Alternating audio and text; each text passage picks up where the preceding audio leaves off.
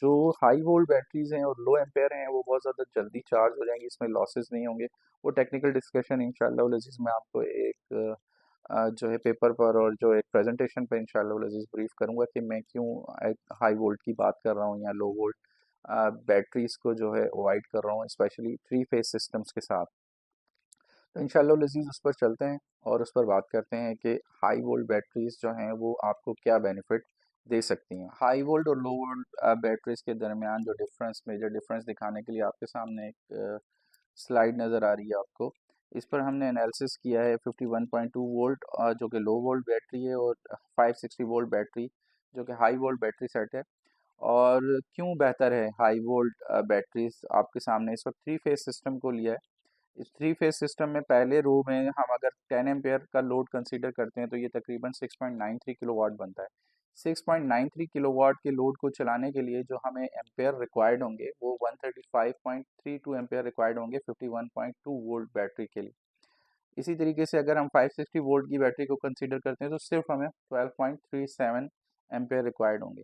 इसी तरीके से अगर पर फेज लोड 20 एम्पेयर हो जाता है तो ये तकरीबन 14 किलोवाट बनता है, और 14 किलोवाट के लिए हमें जो एम्पेयर रिक्वायर्ड होंगे 270.63। और इसी तरीके से अगर हम हाई वोल्ट को देखते हैं तो हाई वोल्ट में सिर्फ हमें 24.74 वो एम्पेयर जो हैं वो रिक्वायर्ड होंगे। इसी तरीके से 30 एम्पेयर का लोड चलाने के लिए हमें जो कि 20 किलोवाट के करीब बनता है, और इसके लिए हमें अगर हम लो वोल्ट बैटरी को कंसीडर करेंगे तो हमें 405.95 यानी 405.95 एम्पेयर रिक्वायर्ड होंगे। और इसी तरीके से अगर हम हाई वोल्ट बैटरी को यहाँ कंसीडर करें तो सिर्फ सिर्फ उसको 37.12 एम्पेयर रिक्वायर्ड होंगे। और 10 घंटे का लोड अगर हम चलाएं इसी एम्पेयर के ऊपर, इसी लोड के ऊपर, जो कि फर्स्ट में हमारे पास ऑलमोस्ट 7 किलोवाट का लोड चलाने के लिए हमें 1691 एम्पेयर रिक्वायर्ड होंगे। किसी भी हाई लो वोल्ट बैटरी के लिए 51.2 वोल्ट की जो बैटरी है लो वोल्ट बैटरी, उस पर हमें 10 एम्पेयर का लोड चलाने के लिए फॉर द 10 आवर्स हमें कितनी एम्पेयर रिक्वायर है? 1691.46।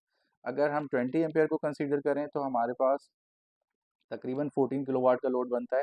इसको चलाने के लिए हमें 3382.91 3382.91 एम्पेयर रिक्वायर्ड होंगे। इसी तरह अगर हम 30 एम्पेयर को कंसीडर करें तो 30 एम्पेयर का लोड जो कि 20 किलोवाट बनता है, 20 किलोवाट के लोड को चलाने के लिए हमारे पास 5074.37 एम्पेयर रिक्वायर्ड होंगे। इसी तरह अगर हम हाई वोल्ट बैटरी के साथ लो एम्पेयर का कंसिडरेशन देख रहे हैं हम कि हाई वोल्ट बैटरी जो कि 560 वोल्ट की बैटरी है यहाँ कितनी एफिशिएंटली और उसको कितना कम एम्पेयर रिक्वायर्ड है। अगर हम 10 को देख रहे हैं तो 154, और अगर 20 को देख रहे हैं तो 309, 309, और इसी तरीके से 463 463 के एम्पेयर एम्पेयर की रिक्वायरमेंट होगी। और जब ये बैटरी है तो जाहिर सी बात है हमें ये भी देखना है कि हमने उसको चार्ज कहाँ से करना है। तो चार्ज अल्टीमेटली हमें सन से करना होगा। तो सन हमारे पास अमूमन जो पीक आवर्स जो के सन के रहते हैं वो ऑलमोस्ट 6 आवर्स बनते हैं तकरीबन दिन में, जब हमें बहुत अच्छा सन मिल रहा होता है। और इस सूरत में हमारे पास अगर लो वोल्ट बैटरी है तो हमें 281.91 का एम्पेयर से हमें चार्जिंग रिक्वायर्ड है। इसी तरीके से 20 एम्पेयर के लिए हमें 563 की एम्पेयर की चार्जिंग रिक्वायर्ड है। और इसी तरह जो 30 एम्पेयर है उसके लिए हमें 845.73। जबकि आप हाई वोल्ट बैटरी को यहाँ देखें हमें सिर्फ 25, 51 और 73.32 के चार्जिंग रिक्वायर्ड है। अच्छा, जब चार्जिंग आ जाती है तो हमें ये समझने की ज़रूरत है कि अगर हमने इतने एम्पेयर्स के हिसाब से चार्जिंग करवानी है तो हमें इन्वर्टर्स कितने रिक्वायर्ड होंगे लो वोल्ट बैटरी के साथ।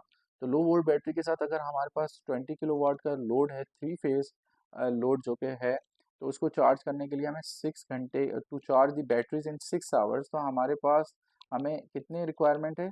845, यानी कि जो लास्ट लाइन थी ऊपर 30 एम्पेयर की, हमें 845 एम्पेयर के हिसाब से चार्जिंग रिक्वायर्ड है 51.2 जो कि लो वोल्ट बैटरी है। तो हमें कितने इन्वर्टर रिक्वायर्ड होंगे? How many inverters required to be connected in a parallel? हमें 5 इन्वर्टर्स रिक्वायर्ड होंगे, जो कि एक इन्वर्टर 200 एम्पेयर की चार्जिंग करने वाला हो।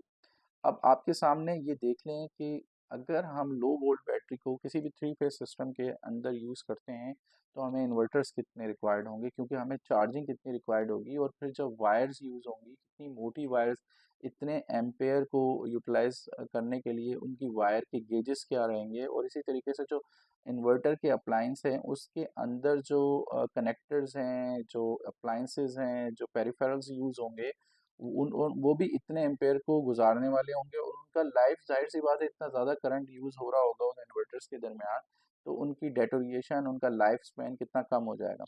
तो इतना ज़्यादा मेजर डिफरेंस है जब आप किसी थ्री फेज सिस्टम को किसी भी लिथियम के साथ डिज़ाइन करने जाते हैं, तो वो सफिशेंट, स्मार्ट और एफिशिएंट किस सूरत में हो सकता है कि जब वो आप उसके साथ हाई वोल्ट बैटरीज को यूज़ करें।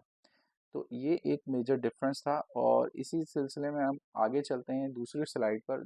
पिछली स्लाइड की जो कंटिन्यूटी में हमारे पास इस वक्त सेकंड स्लाइड है, जिसमें मैं यह बताना चाह रहा हूँ कि फॉर एग्जांपल अगर हमारे पास 12 किलोवाट से ज़्यादा का लोड रिक्वायर्ड आता है जिसको हमने चलाना है कुछ घंटे के लिए, तो उसमें हमारे पास जो है हमें lower number of protections on both DC and AC side, हमें अगर हाई वोल्ट यूज़ हो रहा है तो हमें एम्पेयर कम यूज़ हो रहे हैं, तो हमें lower number of protections on both side, यानी डीसी और एसी साइड पर हमें इतने ज़्यादा प्रोटेक्शंस यूज़ नहीं करनी पड़ेंगी, इतना ज़्यादा एम्पेयर नहीं। Lower number of inverters use करने पड़ेंगे क्योंकि हाई पावर एप्लीकेशंस हैं, अगर हमें रिक्वायरमेंट चूँकि 20 किलोवाट से ज़्यादा है, तो हमें इन्वर्टर्स भी जो है कम रिक्वायर्ड होंगे अगर हम हाई वोल्ट बैटरीज यूज़ करते हैं। इसी तरीके से lower discharge current for the higher power application, आपके सामने लिखा हुआ है कि इसी तरीके से हमें डिस्चार्ज जो करना है वो भी हमने, जाहिर सी बात है कि करंट कम डिस्चार्ज होगा, वोल्ट ज़्यादा थे तो वोल्ट की वजह से जो हमें एनर्जी मिल रही है कम एम्पेयर के साथ वो सपोर्ट कर रहा है, तो डिस्चार्ज भी उसी हिसाब से कम होगा करंट। और लोअर मेंटेनेंस रिक्वायरमेंट है, मेंटेनेंस भी कम रिक्वायर्ड होगी, वायर्स ज़्यादा यूज़ नहीं होंगी, स्मॉलर केबल साइज़ है हमारे पास, स्मॉलर एरिया फॉर इंस्टॉलेशन है, एरिया नीट एंड क्लीन होगा बहुत ज़्यादा हैवी वायर्स ना यूज़ होने की वजह से, और wider range of DC voltage हम यूज़ कर पाएंगे क्योंकि जो हमें एम्पेयर की कन्वर्जन नहीं है हमारे पास, हाई वोल्टेज की अगर स्ट्रिंग्स आ रही हैं तो वो हमारी हाई वोल्टेज की बैटरीज के साथ कंपेटेबल होंगी, लॉसेस कम होंगे या ना होने के बराबर होंगे।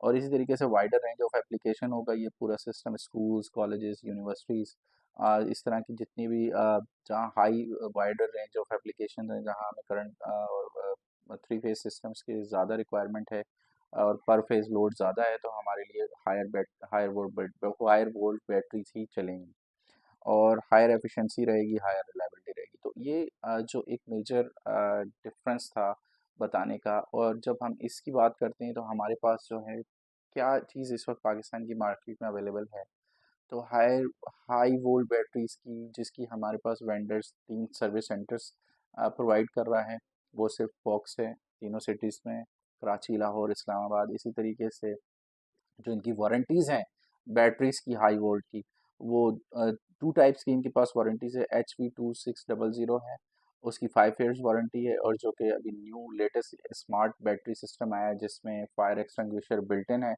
तो इसमें EP5 और EP11 यानी 5 किलोवाट आवर और 11 किलोवाट आवर जो है अवेलेबल हैं। अगर आप इसको आम जो कंपैरिजन करें, क्योंकि अभी तक लोग जो है 200 और 100 एम्पेयर्स के साथ कंपेयर करते हैं, तो इसको आप इस तरीके से समझ लें कि 5 किलोवाट आवर जो बनता है वो 100 एम्पेयर और 48 वोल्ट के साथ, और इसी तरीके से जो 10 किलोवाट आवर है वो 48 वोल्ट के साथ 200 एम्पेयर हो तो 10 किलोवाट आवर बनता है, यानी कि बिजली के 10 यूनिट और 5 यूनिट। वीडियो थोड़ी लंबी हो गई है, इसकी जो एक्चुअल एप्लीकेबल यूटिलाइजेशन है, कहाँ कहाँ किस किस जगह पर हम इन सिस्टम को स्मार्टली डिप्लॉय कर सकते हैं, वो इंशाल्लाह लजीज़ मैं अपनी नेक्स्ट वीडियो में इंशाल्लाह उसके साथ हाजिर होऊंगा और कंप्लीट ब्रीफिंग दूंगा उस हवाले से कि कहाँ कहाँ हमने इन सिस्टम्स को लगाया है और वो किस फ़ायदे का बायस बन रहे हैं, और नेट मीटरिंग के साथ हमें कंज्यूमर को क्या बेनिफिट दे रहे हैं।